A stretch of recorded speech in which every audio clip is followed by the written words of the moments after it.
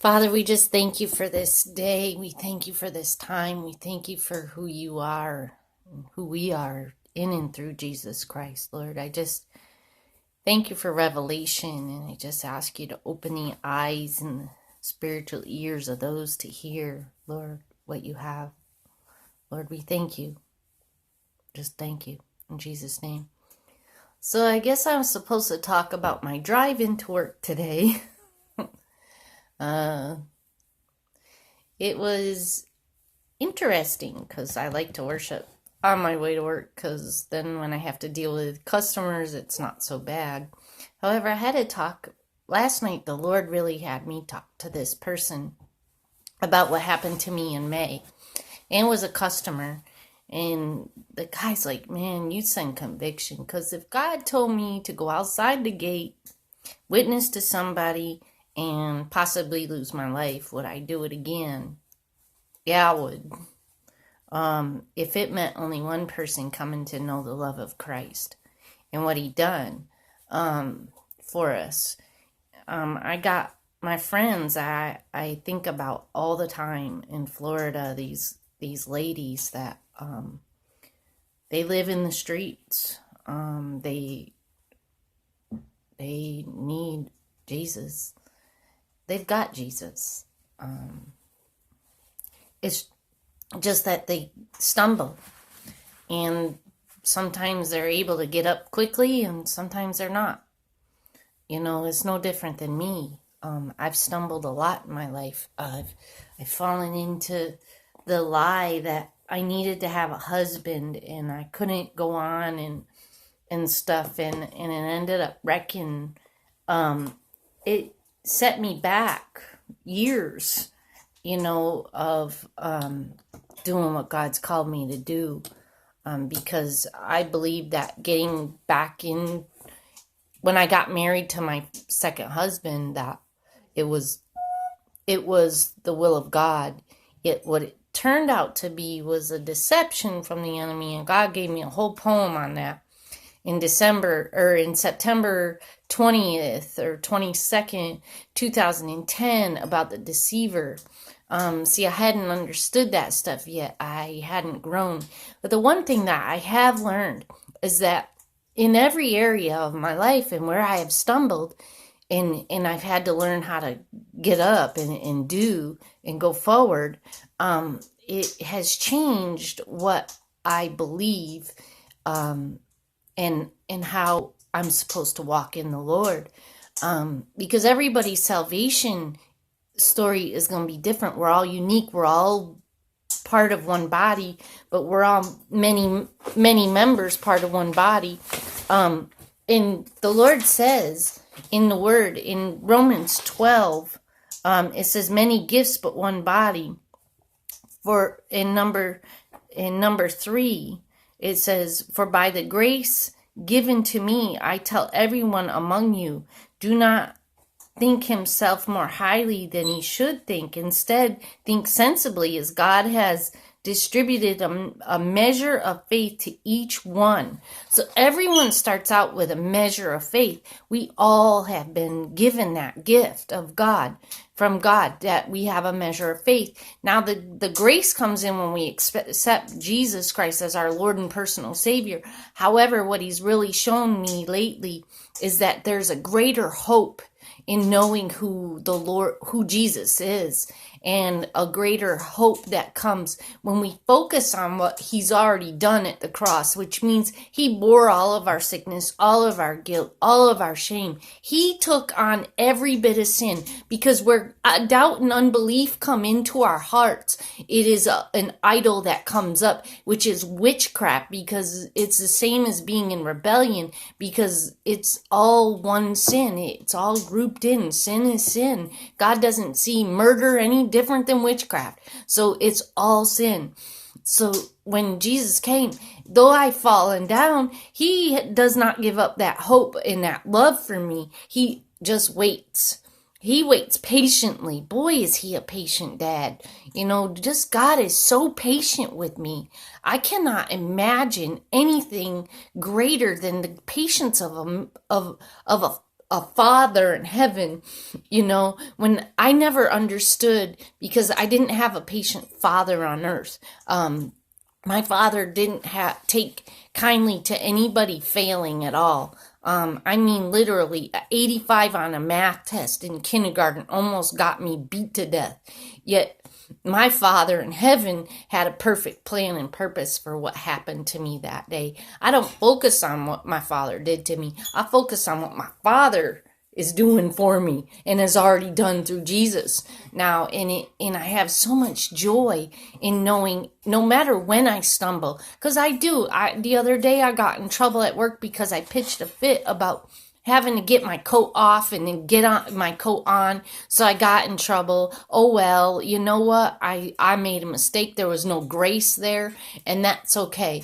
Because what I'm called to do isn't going to be what I'm doing here. And if I can't witness about Jesus at my place of employment, then I don't belong working here.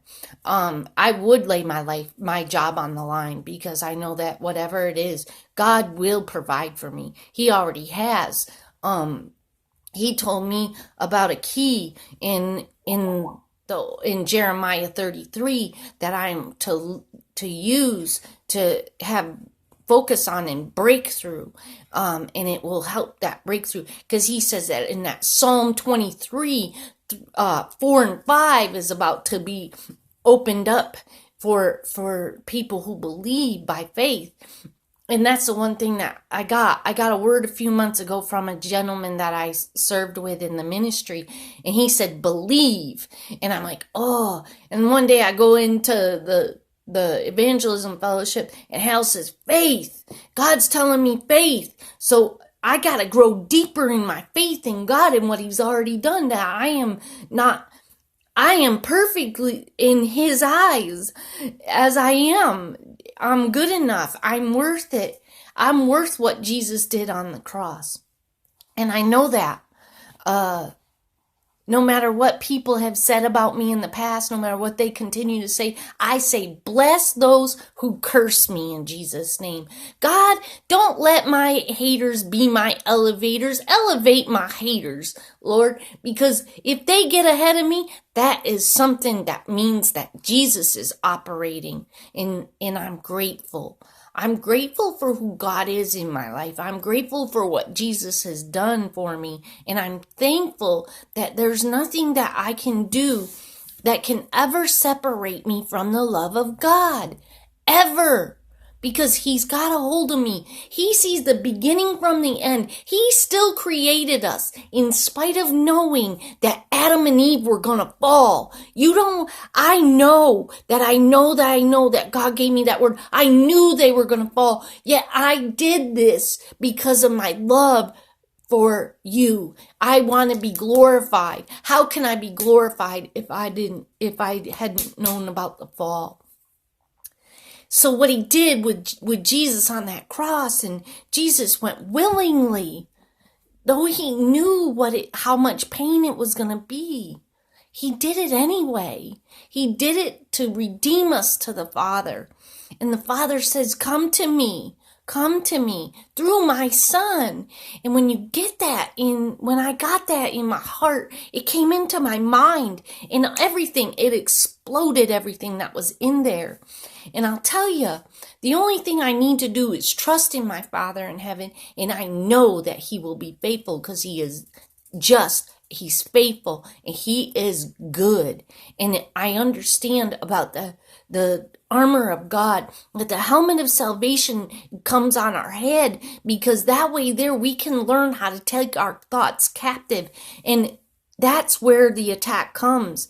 And the helmet is extremely strong to protect your mind. So if you're allowing things into your mind that don't belong there, you need to speak the word of God's truth to it. I am God's daughter. I am a child of God. I belong to him, and that thought doesn't belong there in Jesus' name.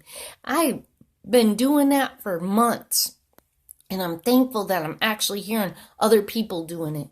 I have never stopped praising, even in the midst of abuse. I was praising God for the last 4 years. And I was on my way to court when the dignity thing, and man, I'll tell you, that message I got preached, and I got to thank that man. Yet, you know what? I need to build my confidence around people who have degrees, because I'll tell you, it doesn't matter what you got hanging on your wall. If you ain't got Christ inside of you, you're not going to operate in the fullness of what he's done. I know that my God is greater and his voice is greater than any man, because I went to court and the Lord said, scream, because that's what took the walls of Jericho down. And I screamed all the way to the courthouse that day. I was protected. I didn't lose my peace when I got handed my divorce papers. It made me sad because I really loved that man. I still love that man, and I'm thankful to God for getting me out of it. I still pray, God redeem him. God redeem him. Lord, I'm not his wife anymore. However, I know your heart for him, and I know it ain't in what he's in today, Father, and I ask you to cause him to turn his heart in repentance to you, God, because you've already saved him and redeemed him in the name of the Lord. And my first husband, I still pray for his salvation, because glory to God, he can save anyone who's in a deep pit. I've been there. I'm there. I have done it. I've gone through it. And I know that Jesus reached in that pit. I had a dream the night I left my husband, the first night I left my ex-husband, and I see myself coming. There's this pit, and I see this huge hand come reaching in, and I see myself coming up in this hand, and it's God's hand that's got a hold of me, this right hand. And the word tells me his right hand never lets go of me. And all of a sudden, I'm being clothed and all that. I was in this black, drippy pit, and nothing. I was coming out clean and in queen's clothes and armor. It was like incredible.